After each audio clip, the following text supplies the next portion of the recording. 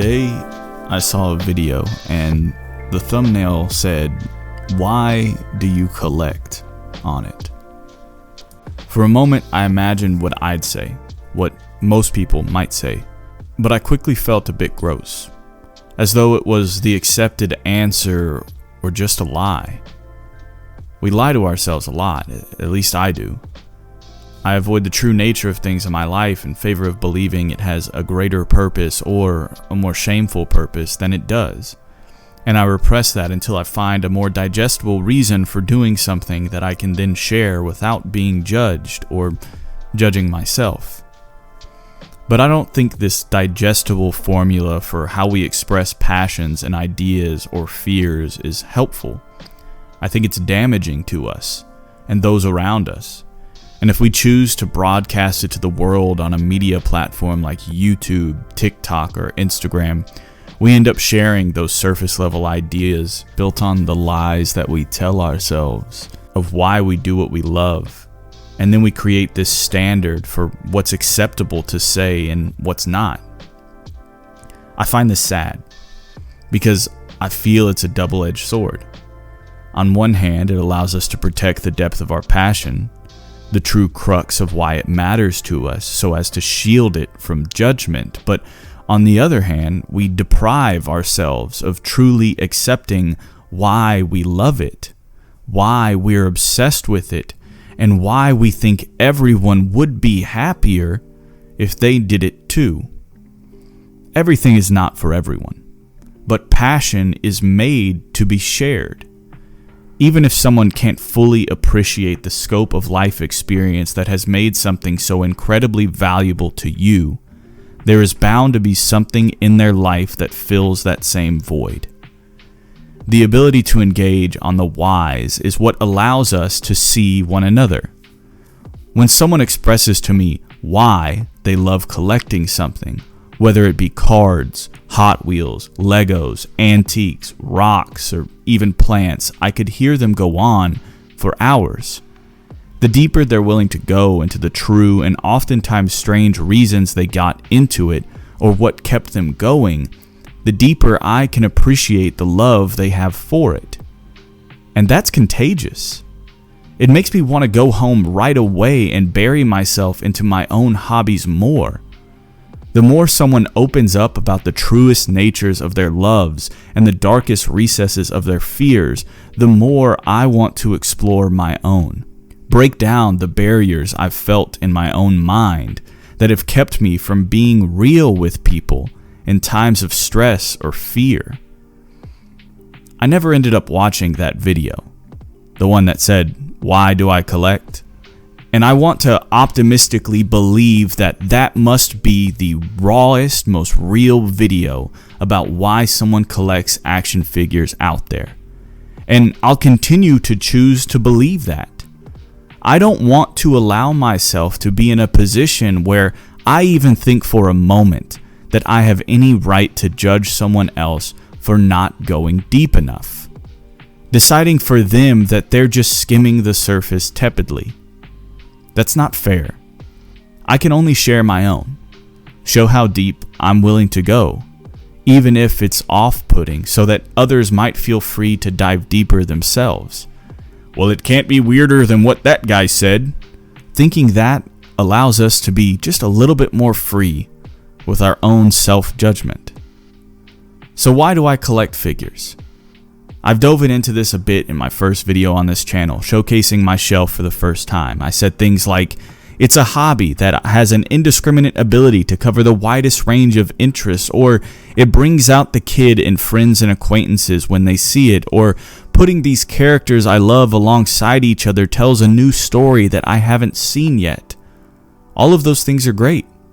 They were real, and they were as deep as I could go then, but now I want to try and go a little deeper. It might get personal. It might get weird. But you can't be weirder than this guy. So have fun with it. When I was 11 years old, I got into Legos. I'm talking hardcore. And my parents were always so encouraging, almost enabling this obsession to grow deeper than it might have otherwise.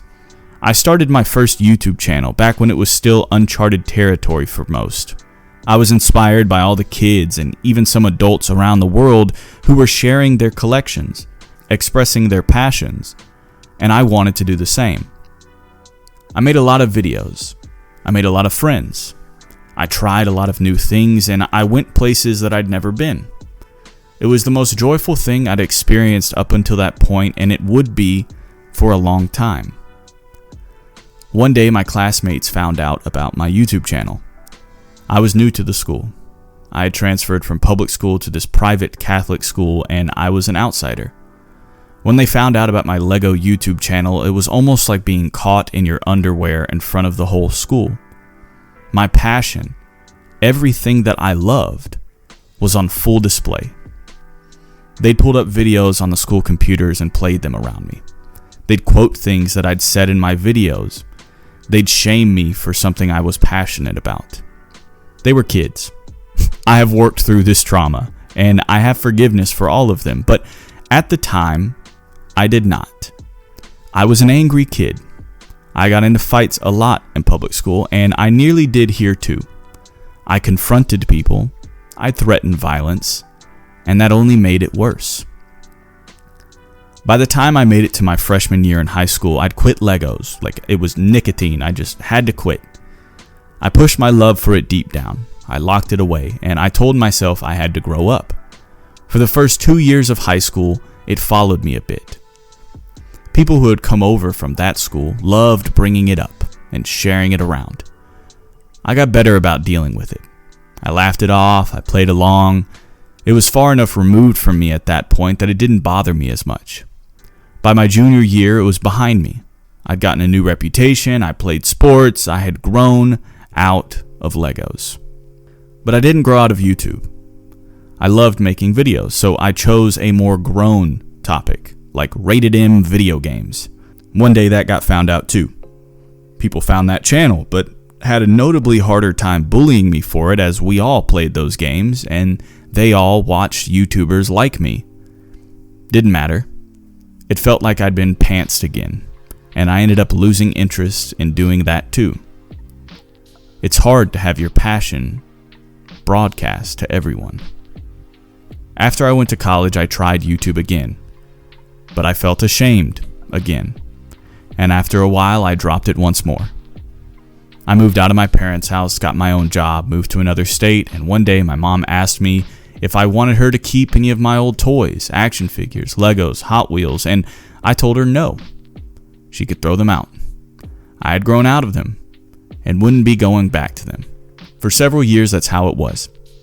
I worked a lot, and when I wasn't, I'd mostly play games or watch TV and rest up for work the next day. I dated women, I had relationships, I messed them up, I try again. Eventually, I lost my job, though I had quit caring about that job a long time before. I wanted to pursue a career in something that I loved, something that I'm only starting to see the fruits of labor for years later. That career is in art and animation for anybody who is interested, and I think it was that pursuit of a job built on creativity that would eventually lead to this obsession, this addiction, where now I have a shelf constantly sitting behind me while I work filled with hundreds of little toys. I was supposed to be grown out of this. At least someone made me feel that way. But I don't feel shame for it anymore.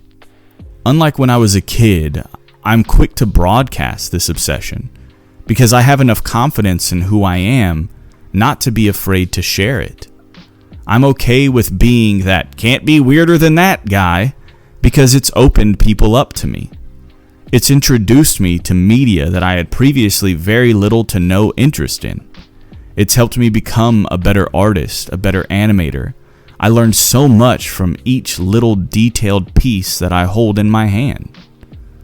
Somebody poured their heart into making this, and each one shows it, most of the time. It's a shame the companies get the credit for the passion an artist pours into them, but that's a story for another day. I am obsessed with these little things. And while I do need to practice more self-control with buying them haphazardly, I wouldn't be who I am today without them. I somehow became more confident in myself because of them. I worked through childhood traumas that I didn't realize still weighed on me. I've been able to love something as passionately as I did as a kid, and I love that. It is an addiction. It comes with FOMO. It needs better management, but I am an adult now. I can get there. They're not just things to fill a void. They're a remedy for an open wound I'd carried with me my whole life. I tried filling that void with many shameful things before I allowed myself to own a toy again. I distracted my mind in ways I am still learning to let go of.